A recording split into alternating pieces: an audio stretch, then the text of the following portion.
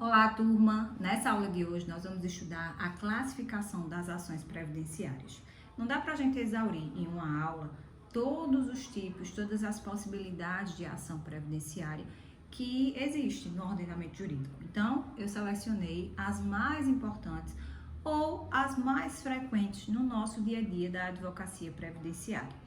Para isso, eu dividi e selecionei alguns tipos de ações que a gente vai ver agora. Vamos começar pela ação de concessão de benefício previdenciário, que é a ação que a gente utiliza com mais frequência. A gente vai utilizar essa ação de concessão de benefício previdenciário sempre que a gente busca a concessão, como o próprio nome indica, de um benefício previdenciário, seja para o dependente, seja para o segurado, que foi negado pela autarquia previdenciária, ou seja, pelo INSS. Então, é por meio dessa ação de concessão que aquela parte autora, que pode ser um segurado, e aí segurado empregado, doméstico, avulso, contribuinte individual, facultativo, ou um dependente do segurado, vai pleitear essa prestação, essa tutela jurisdicional.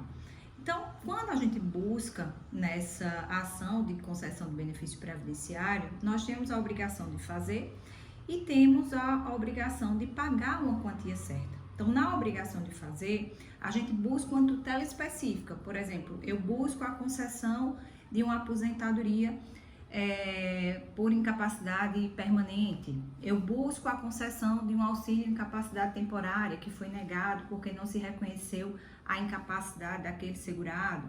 Ou eu busco a concessão de uma pensão por morte que foi negada porque o INSS não reconheceu a existência de união estável entre a autora da ação, que seria a companheira, e o segurado. Então, eu busco essa obrigação de fazer. Mas, além dessa tutela específica da obrigação de fazer, que é a implantação da prestação previdenciária, ou seja, a implantação do benefício, eu vou ter também uma obrigação de pagar uma quantia certa, que corresponde àquela importância que deixou de ser paga. Geralmente, a data de início do pagamento do benefício é fixado na data de entrada do requerimento.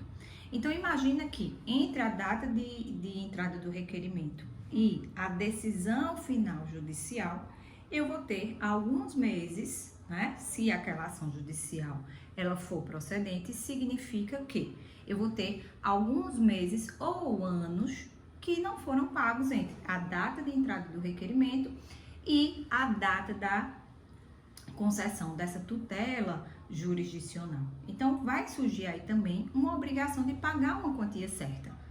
Então, o INSS implanta o benefício e começa a pagar normalmente dali para frente, mas esses atrasados vai gerar, portanto, essa obrigação de pagar uma quantia certa que corresponde a essa importância que deixou de ser paga no benefício, geralmente entre a data de entrada do requerimento e a data do efetivo pagamento. Essa ação normalmente é feita por uma ação ordinária, seja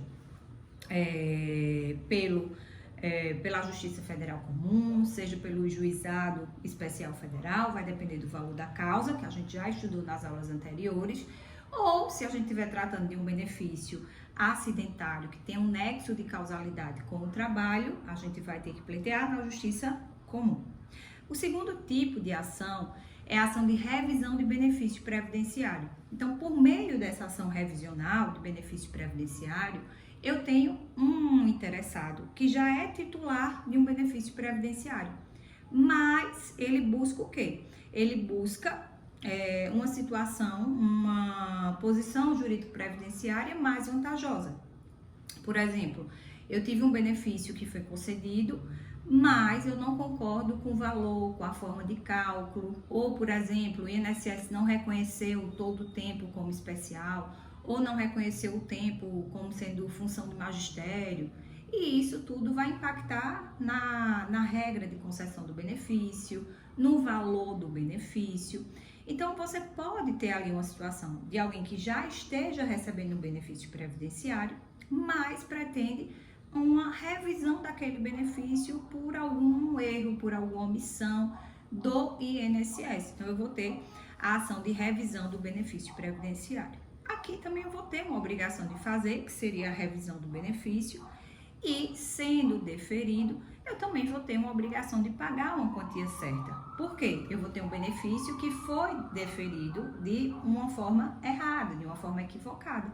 E como eu estou buscando um benefício mais vantajoso, isso significa que, possivelmente, eu vou ter um valor maior. Então, se eu tenho um valor maior, ele vai ter um efeito retroativo também, sempre observando a prescrição quinquenal de 5 anos.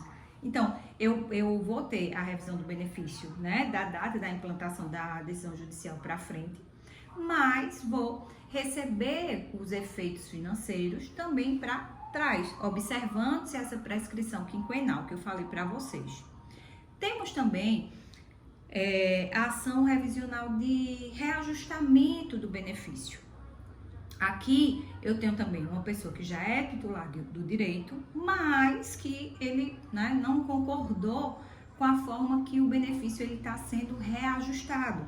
Então, é possível ingressar com essa ação revisional de reajustamento de benefício previdenciário. Vou ter também, é possível que eu tenha uma ação de restabelecimento de benefício previdenciário.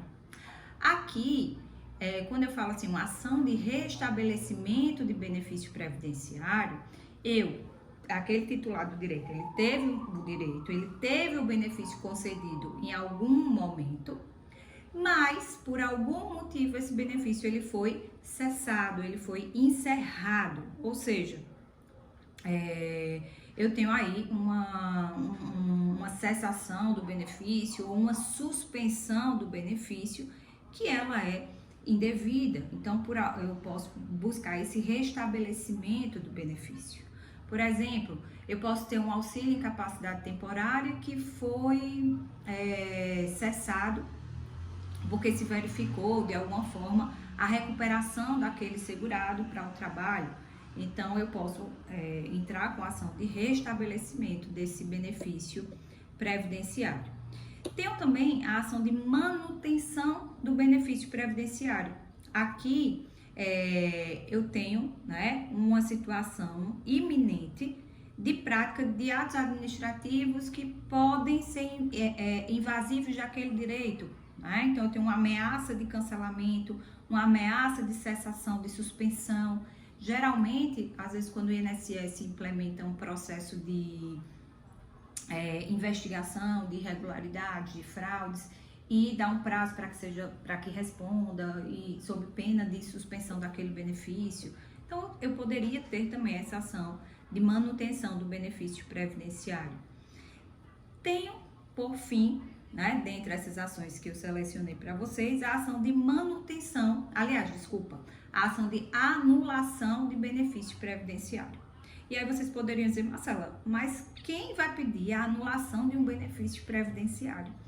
Isso pode acontecer com mais frequência nos casos dos dependentes, quando se verifica que existe alguém que esteja recebendo aquele benefício indevidamente e que impacta diretamente no benefício, no direito de outra pessoa. Ou seja, alguém busca a extinção do direito de outra pessoa para proteger o seu próprio direito. Por exemplo, imagine que você tem ali uma pensão por morte que está sendo concedida. Na pensão por morte, lembrem-se que eu tenho ali os dependentes divididos em classes, primeira, segunda e terceira classe. Na primeira classe, eu tenho cônjuge, companheiro e os filhos. Também posso ter os equiparados a filhos, que comprovem a dependência econômica com aquele segurado. Na segunda classe, eu tenho os pais e na terceira classe, eu tenho os irmãos. Lembrem-se que, se existir dependente de uma classe, automaticamente eu excluo os dependentes das classes posteriores. Então, eu nunca vou ter, por exemplo, a companheira do segurado e os filhos dividindo uma pensão com os pais daquele segurado, porque os pais são da segunda classe. Então, imagine que você tem ali